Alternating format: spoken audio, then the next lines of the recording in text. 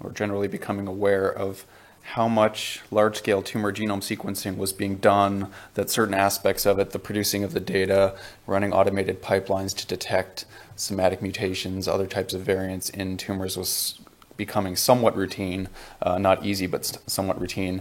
And just a large number of centers are doing this, and quite a few of them have some amount of cancer focus. And I personally know of at least 10 or 12 that are really interested in sort of precision medicine or clinical cancer sequencing, and all of these places are building a database of what variants you should care about in a clinical context, so what mutations have some prognostic, diagnostic, or predictive value, and all of us are separately building databases of this information in very ad hoc ways. And these databases are full of these events that are predicted from, sorry, that's not actually displaying quite correctly. They're predicted from events from whole next-gen sequencing, and you're getting sort of single nucleotide variants and structural variants, other types of mutations, and you're trying to associate that with particular disease outcomes. And a lot of that can be automated, but the part that's really become a bottleneck is the interpretation of the clinical significance of those mutations. So we can do this high throughput sequencing, and we can try to produce a report that perhaps an oncologist would look at, but it's very difficult to do that in an automated fashion, and it's really a bottleneck. So we're not doing a good job of producing a concise report that's actually useful to a clinician, and what we do produce is extremely time intensive and labor intensive to produce. The goal is for something that looks kind of like this, where you have a 1 or 2 page report where really the information relating to the mutations that you found in your patient has really been synthesized down to, say, 1 or 2 paragraphs, so that's something that the clinician can absorb in a period of maybe 5 to 10 or 20 minutes at the most. So we've been working on a suite of tools that attempt to do this really in the public domain, using fairly modern software engineering principles, and sort of tackling it at several different levels. So at the level of drug-gene interactions, so this is the first resource that we released. The second one was a database of curated mutations, so this is really focusing on the mutations themselves. And then the one I'm going to talk about today the most is CIVIC, which is really focused on those clinical interpretations. So what does it mean clinically that your tumor has this specific mutation or this combination of mutations? And we're really aiming at some particular principles that we hope will help this become a community effort, and you can read sort of our mission statement at that URL there. And basically the idea is that these interpretations on the clinical actionability of mutations should be freely available, and they should be openly discussed across a diverse community, so a mixture of clinician scientists, genomicists, and so forth. And this really needs to be an interdisciplinary approach among these participants.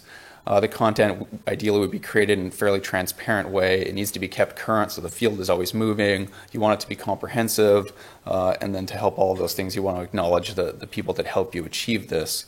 And then the interface itself needs to allow sort of computational access, but also free-form human interpretation. So it needs to have an intuitive interface for people to sit down and use, but it also needs to be something that you could plug into an automated pipeline. And so to do this, we've released this tool. The tool is available under the MIT license, and all of the content is released under a Creative Commons attribute-only license. And the usage model looks kind of like this, where we have this group of participants that are either people that just want to consume the content, so they're not really contributors. Maybe these are the physicians. There are curators. These are the people that really help extract this rich information from the literature that's buried in this mass of very complicated literature. They pull it out and help us synthesize it. There's administrators and moderators that kind of oversee this process, and editors are sort of the experts that act as a quality control on the information that's being imported into CIVIC. And really all of the activity that these people are participating in is to create these clinical actionability evidence items or statements. So there's a statement that says something about the clinical relevance of a mutation in a particular disease. And then there's a bunch of additional data that makes that information more sort of formal and computationally useful for downstream applications. And we're hoping that a community consensus will emerge on the relevance, the clinical relevance of each variance by everyone participating in this process. So this is the sort of curation engine that we use, but we're also collaborating with other centers that have a similar problem, that are trying to get off their lame, difficult to maintain spreadsheet database and would like to capture their curation efforts from the curation team that they're in some cases paying a fair amount to maintain into sort of a centralized place that's more of a living document. And the hope is that eventually this will become part of our, at WashU, and hopefully it'll help others as well with this, become part of our precision cancer treatment cycle, where we're basically taking a piece of someone's tumor, we're sequencing it and characterizing the genome and transcriptome of that tumor by a series of ideally very quick and good automated analysis. And then Civic will really help with the interpretation, the report generation, the interaction with the physician via a report being handed to them, and then treatment, precision medicine treatment will occur, and then eventually we would like to capture the outcome of that and feed that back into Civic. But to start with, we're really focused on evidence statements that are in the published research, so these starting with the things that are most well established, that are the least anecdotal, and sort of building up from that basis. And we've sort of tried to prime the database with evidence from so far about 250 publications. So right now there's 500 of these evidence statements, and I'll switch to the little live demo and show you kind of in more concrete terms what those look like. But really they correspond to about 50 or 60 cancer types, so far about 65 genes and 140 variants in those genes. So now I will attempt to actually show what it looks like.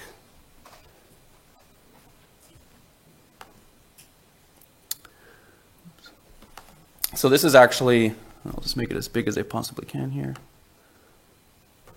This is the public version of the database right now, which you can get to by going to civicdb.org. So if you have a laptop or tablet, you can go and check it out now.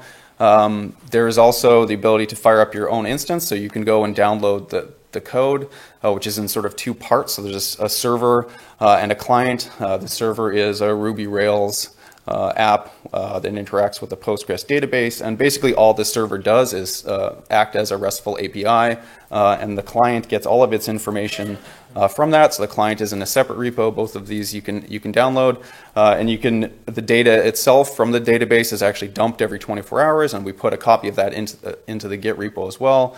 So with all of those pieces, you can fire up your own instance of Civic and run it on your laptop, which is what this is. So this is basically exactly the same thing, except it's now a few commits ahead of the public version, which was just updated yesterday or the day before. And then you really have like a sandbox that has all of the functionality of the Civic website, but running on your own laptop. And you can log in. So you don't have to log in to view any content, but if you want to be an editor, you have to log in, and we use OAuth for the login. So if you already have a GitHub or a Google account, you can just use that to log in. And I showed briefly some of this, but if you want to review sort of the data model that Civic relies on, this is all documented in some detail on the help page. And it basically goes through what the components of an evidence statement are, and how you should be thinking about it when you're curating the literature to get these things out of there. And it basically breaks down evidence into three types: sort of predictive of response to drug, prognostic, or diagnostic. And there are also multiple evidence levels, so something can be a validated association, or it can be something that's in clinical trials or preclinical, or a case study, or something that's much more inferential. There's also a concept of trust ratings, and there's a lot more detail there that I don't have time to go into. But that was sort of describes the principles of how information that's in Civic was crafted. And if you go to the browse page, you see sort of two views. You can browse by variant, or you can browse by gene. And there's sort of a quick search here, so I can search for my favorite gene. So for example, HER2, it's detecting that that's actually an alias for ERBB2. And you can see that there's about 10 variants that have been entered so far for HER2.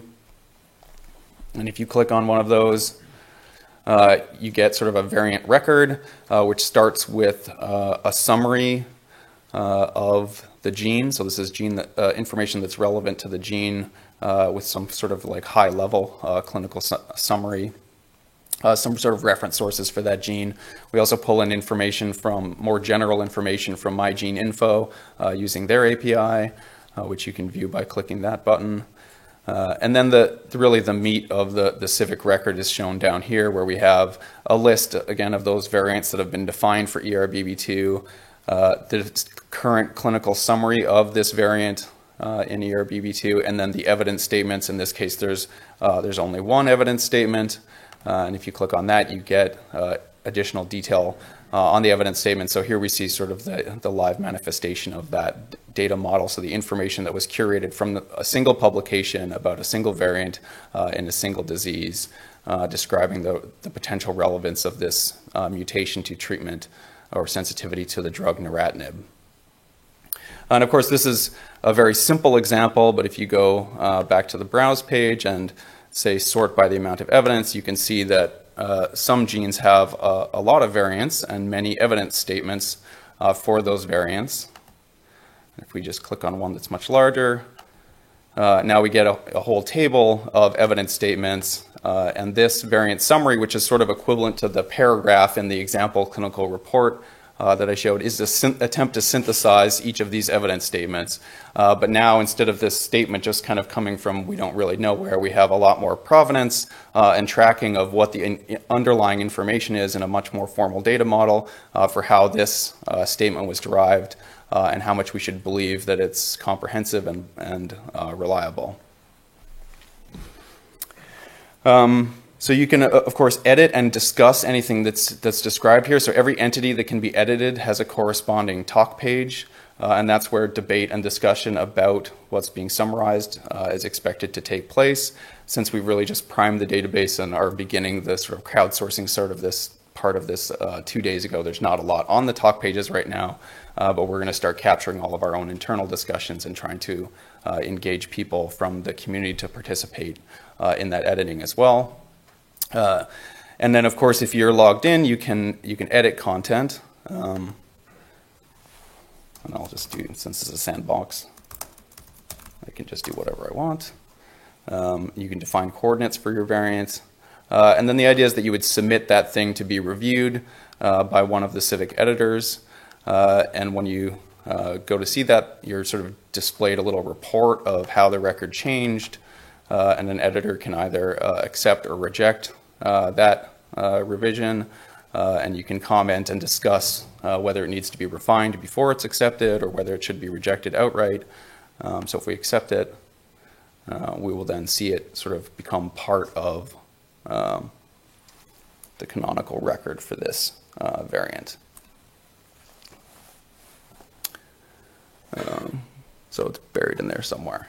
You can also add new evidence by hitting the evidence button. So really what's happening here is you've read a paper, you've realized that some variant that we didn't know about or some clinical relevance of a variant that we didn't know about is missing from CIVIC. So you can start to create a record using this entry form. So for example, you can enter a gene.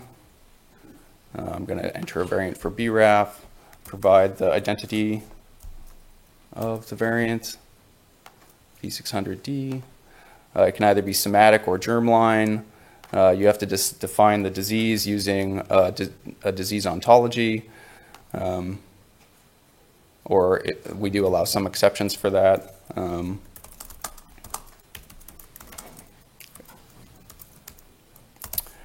You enter your evidence statement, you say what PubMed ID, what publication that evidence came from. It will automatically pull in information from PubMed, specify in this case the drug. So I'm going to add imatinib. I'm going to say this is a validated entry. It's 5 stars. The evidence supports rather than doesn't support something, and it supports sensitivity to the drug, and then submit it for inclusion. And now again, it'll be sort of submitted into a queue where it gets reviewed by editors, and if it passes basic quality checks, it'll become part of the live site. And I think with that, I will stop and take any questions that you might have.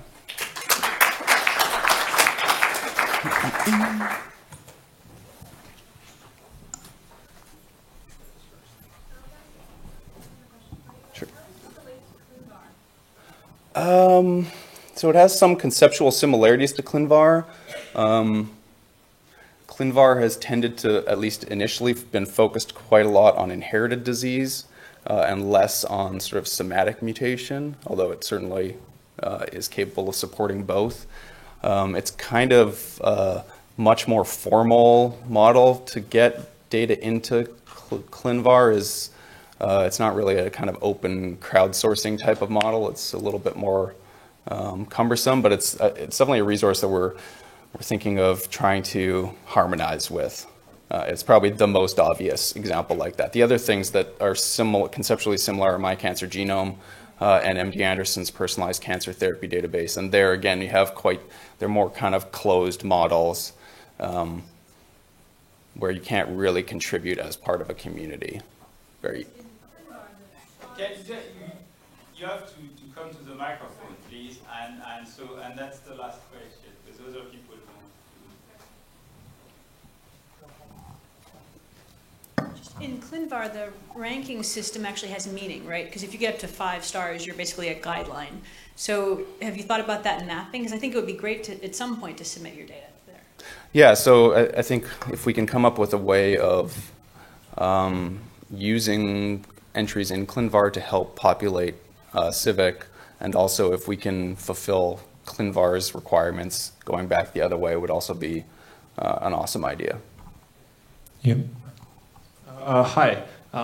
Since it seems like adding and reviewing evidence depends upon the experts, I was just curious how many experts you currently have for actually doing that process, because that seems like the bottleneck.